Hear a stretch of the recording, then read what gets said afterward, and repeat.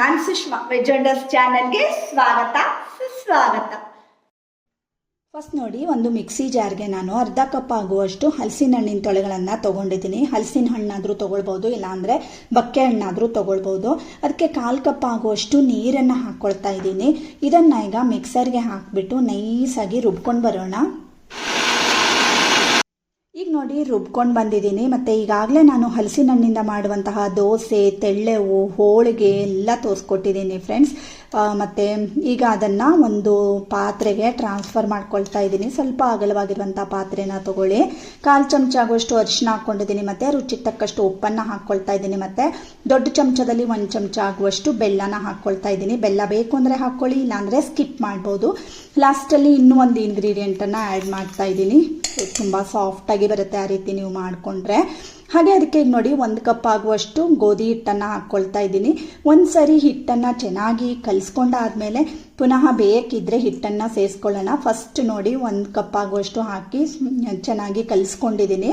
ಸ್ವಲ್ಪ ಮೆತ್ತಗಿತ್ತಲ್ವ, ಅದಕ್ಕೋಸ್ಕರ ಇನ್ನೂ ಒಂದು ಅರ್ಧ ಕಪ್ ಆಗುವಷ್ಟು ಹಿಟ್ಟನ್ನು ಸೇರಿಸ್ಕೊಂಡಿದ್ದೀನಿ. ಈಗ ಚೆನ್ನಾಗಿ ಇದನ್ನು ಮೆಲ್ದು ಕಲಿಸ್ಕೊಳ್ಬೇಕಾಗತ್ತೆ. ಈ ರೀತಿ ಸಾಫ್ಟಾಗಿ ಹಿಟ್ಟನ್ನು ಕಲಿಸ್ಕೊಂಡಾದ್ಮೇಲೆ ಅದಕ್ಕೆ ಈಗ ಒಂದು ಅರ್ಧ ಚಮಚ ಆಗುವಷ್ಟು ತುಪ್ಪನ ಹಾಕ್ಕೊಳ್ತಾ ಇದ್ದೀನಿ ಫ್ರೆಂಡ್ಸ್. ಈ ರೀತಿ ನೀವು ಹಿಟ್ಟಿಗೆ ತುಪ್ಪ ಹಾಕಿ ಚೆನ್ನಾಗಿ ಮೆಲ್ದು ಕಲಿಸ್ಕೊಳ್ಳೋದ್ರಿಂದ ನಾವು ಮಾಡುವಂತಹ ಪೂರಿ ತುಂಬ ಸಾಫ್ಟಾಗಿ ಬರುತ್ತೆ, ಟೇಸ್ಟ್ ತುಂಬಾ ಚೆನ್ನಾಗಿ ಬರುತ್ತೆ ಫ್ರೆಂಡ್ಸ್. ಈ ರೀತಿ ರೆಡಿ ಮಾಡ್ಕೊಳ್ಳಿ ಹಿಟ್ಟನ್ನು. ಆಮೇಲೆ ಈ ಹಿಟ್ಟನ್ನು ಒಂದು 10 ನಿಮಿಷ ಹಾಗೇನೆ ನೆನೆಯೋದಕ್ಕೆ ಅಂತ ಇಟ್ಕೊಳ್ಳಿ. 10 ನಿಮಿಷ ಆದಮೇಲೆ ಪುನಃ ಇನ್ನೊಂದು ಸರಿ ಇದನ್ನು ಚೆನ್ನಾಗಿ ಮೆಲ್ಕೊಳ್ಳೋದ್ರಿಂದ ಪೂರಿ ತುಂಬ ಚೆನ್ನಾಗಿ ಬರುತ್ತೆ. ಹಾಗೆ ಪುಟ್ಟ ಉಂಡೆಗಳನ್ನು ಮಾಡ್ಕೊಳ್ತಾ ಇದ್ದೀನಿ, ಯಾಕೆಂದರೆ ನಾನು ಮಿನಿ ಪೂರಿನ ಮಾಡ್ತಾ ಇದ್ದೀನಿ ಅಲ್ವಾ, ಅದಕ್ಕೋಸ್ಕರ ನಿಮಗೆ ಯಾವ ಸೈಜಲ್ಲಿ ಬೇಕು ಅಂದರೆ ಆ ಸೈಜಲ್ಲಿ ಉಂಡೆನ ರೆಡಿ ಮಾಡ್ಕೊಳ್ಳಿ. ಹಾಗೆ ಕೌಂಟರ್ ಟಾಪ್ಗೆ ಒಂದು ಸ್ವಲ್ಪ ಎಣ್ಣೆನ ಹಚ್ಕೊಂಡಿದ್ದೀನಿ. ಮತ್ತು ಈಗ ನೋಡಿ ನಾನು ಲಟ್ಸ್ಕೊಳ್ತಾ ಇದ್ದೀನಿ. ತುಂಬ ತೆಳುನೂ ಬೇಡ, ತುಂಬ ದಪ್ಪನೂ ಬೇಡ, ಮೀಡಿಯಮ್ ಆಗಿ ಈ ರೀತಿ ಲಟ್ಸಿ ರೆಡಿ ಮಾಡ್ಕೊಳ್ಳಿ. ಆಮೇಲೆ ನೀವು ಬೇಕಿದ್ರೆ ಹೀಗೆ ಕೂಡ ಕರಿಬೋದು. ನಾನು ಒಂದು ಟ್ರಿಕ್ಕನ್ನು ಯೂಸ್ ಮಾಡಿದ್ದೀನಿ.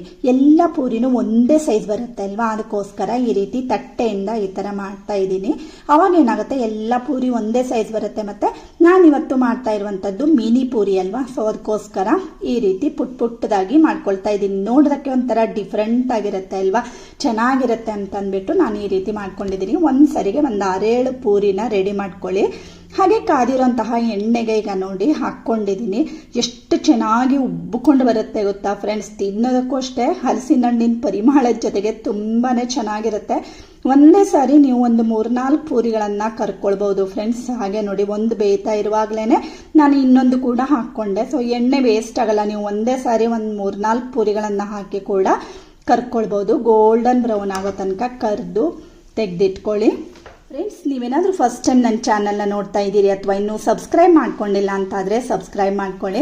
ಒಳ್ಳೊಳ್ಳೆ ವೀಡಿಯೋಸ್ಗಳು ಅಂದರೆ ವ್ಲಾಗ್ಸ್ಗಳು, ರೆಸಿಪಿಗಳು, ಹಳ್ಳಿ ವೀಡಿಯೋಸ್ಗಳು ಎಲ್ಲದನ್ನೂ ನೀವು ನನ್ನ ಚಾನಲ್ನಲ್ಲಿ ನೋಡ್ಕೊಳ್ಳೋದಕ್ಕಾಗತ್ತೆ. ನೋಡಿ, ಒಂದು ಬೆಸ್ಟ್ ಹಲಸಿನ ಹಣ್ಣಿನ ಪೂರಿ, ಮಿನಿ ಪೂರಿ ರೆಡಿ ಆಯಿತು ಫ್ರೆಂಡ್ಸ್. ಖಂಡಿತ ಒಮ್ಮೆ ಟ್ರೈ ಮಾಡಿ ನೀವು ಕೂಡ.